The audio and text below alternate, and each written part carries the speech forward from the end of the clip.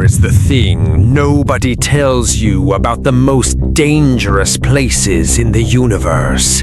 They do not look dangerous. They look like the most beautiful thing you have ever seen in your entire life. And by the time you realize what is happening, the planet has already learned your name.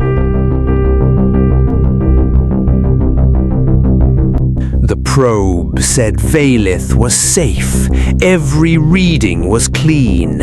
Every number was calm. 6 scientists reviewed the data. 6 scientists agreed. Nothing on that world could hurt them. Every single one of them was wrong. When the crew landed, the ground felt like it had been waiting for them. Pearl silver dust rose softly around their boots, then settled back down in a slow, quiet exhale. Not the way dead dust falls, the way a living thing breathes out when something it has been waiting for finally arrives. The dust pressed back against their weight, gently, carefully, like it was memorizing exactly how much each of them weighed and storing that information somewhere deep underneath the surface. The sky above them was the darkest, richest blue any of them had ever seen. Rivers of silver light drifted across it in long, slow spirals, and then shapes appeared in the light. Open hands, enormous, reaching down toward them, then dissolving before anyone could say what they had just seen. One scientist said it was atmospheric refraction. He was wrong, too. I have to investigate. It's critical. Stay with me. The air smelled incredible at first, clean and warm, like stone after summer rain. But after 10 breaths, something shifted. A metallic taste built slowly on the back of the tongue. The skin along their arms prickled with static electricity that lifted body hair straight up toward the sky. Not painfully, tenderly, the way someone touches you when they are trying to figure out exactly what you are made of, without letting you know they are doing it.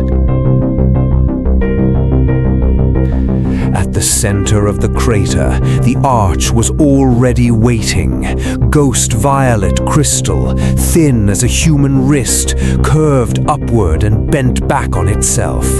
Both ends hovered 3 full meters above the ground without touching anything at all. The instruments read 0 mass, but the shadow underneath the arch was pulling small pebbles uphill against gravity.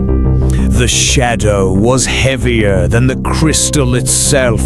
The empty space inside the loop was bending light into perfect, gorgeous spirals that hurt to look away from. They stood near it for 60 seconds.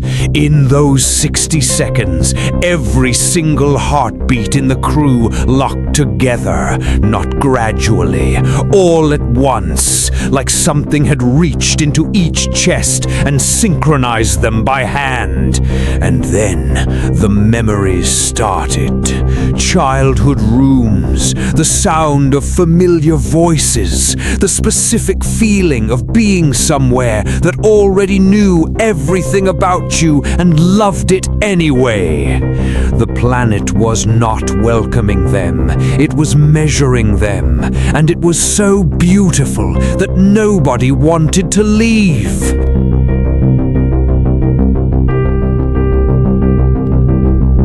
They walked toward the arch because it looked like an invitation.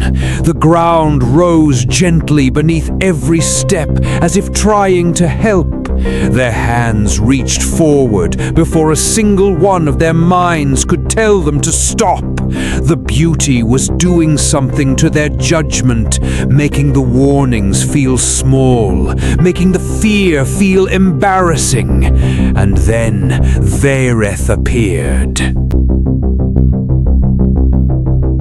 It formed between two floating boulders without any sound at all.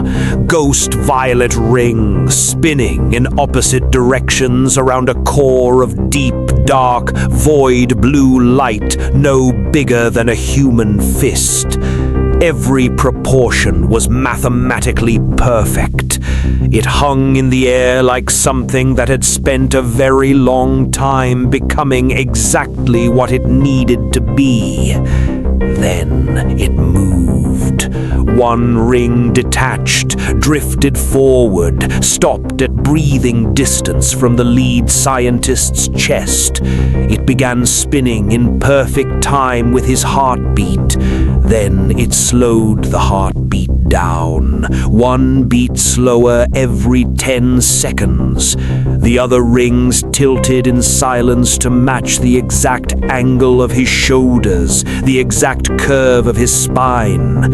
He felt his thoughts slow down like warm honey. His fear became distant, heavy, like something he had set down on a high shelf and could no longer reach. His body felt aligned for the first time in years, like something had corrected a mistake he had been carrying his whole life. The alignment did not ask permission. Corvath rose from the ground next, hundreds of silver filaments arcing upward like a sculpture of wind frozen the moment before it disappears. Breathtaking, perfectly still, and then the tips bent toward their faces and hands, still not touching, just tracing the air around them with impossible precision. Everywhere the tips passed, ghost violet afterimages remained floating in the air.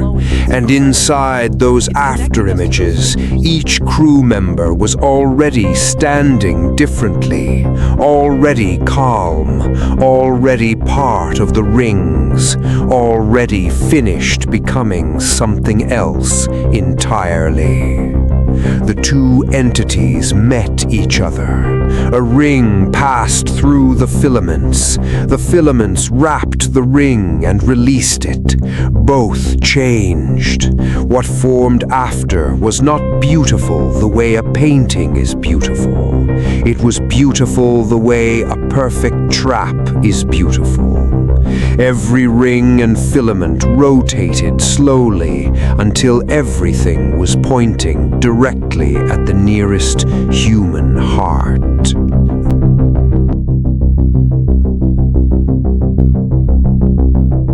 They went deeper because the patterns looked like a path meant just for them.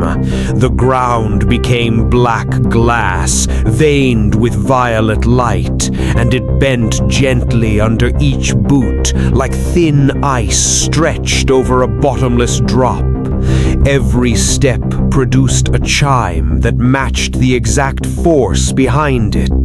The chime held longer each time. The glass was storing the memory of their weight, learning the specific rhythm of each body moving through space. The air turned too sweet. It coated the throat like something that did not want to let go. The skin pulled in every direction at once, not painfully, the way a hug pulls when it has lasted just slightly too long, and the arms have decided they are not opening.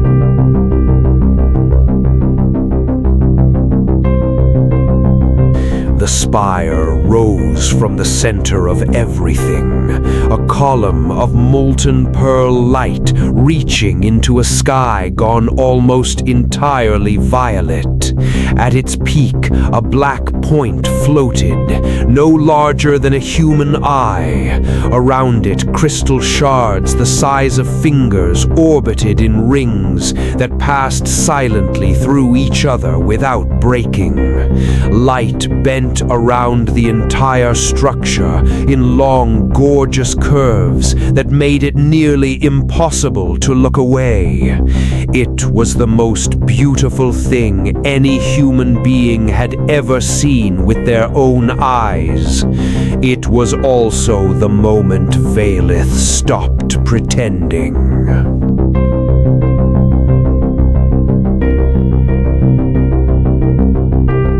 Dr. Lena Voss reached for one of the orbiting shards. It drifted into her palm like it had been waiting there since before she was born. Her hand felt lighter. Her smile arrived easily and would not leave. She said the weight was finally going. She said she felt like herself for the very first time. She walked into the light at the base of the spire. The light closed around her like warm arms that had always known her size. Her skin went translucent. Through the glow, her organs began to move, folding slowly into rings and spirals, rearranging into the planet's perfect geometry with quiet, patient care. Her smile stretched wider and wider until a human face could no longer hold it. She did not die. Her original self did not end. It spread into the rings. Her thoughts now orbit inside Veylith forever. Her voice is woven into the hum that every new visitor mistakes for welcome. She helps measure them. She helps make them perfect. She will never stop.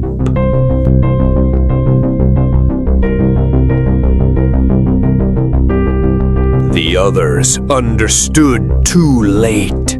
The planet had not reacted to their landing. It had bloomed the moment they chose to look. Their wonder was the signal. Their attention was the mass it needed to feed. Every beautiful thing had been a measurement.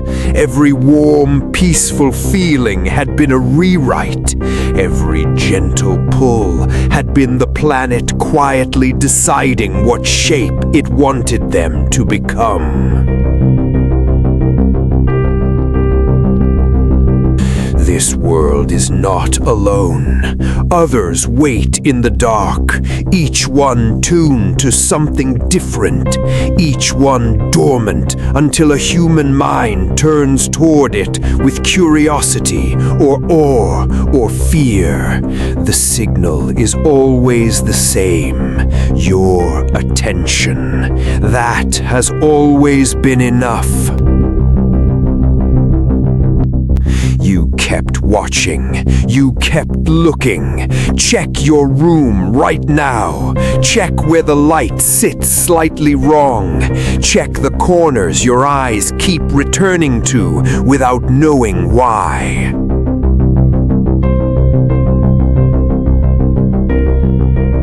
The gravity has already found you. It has already begun.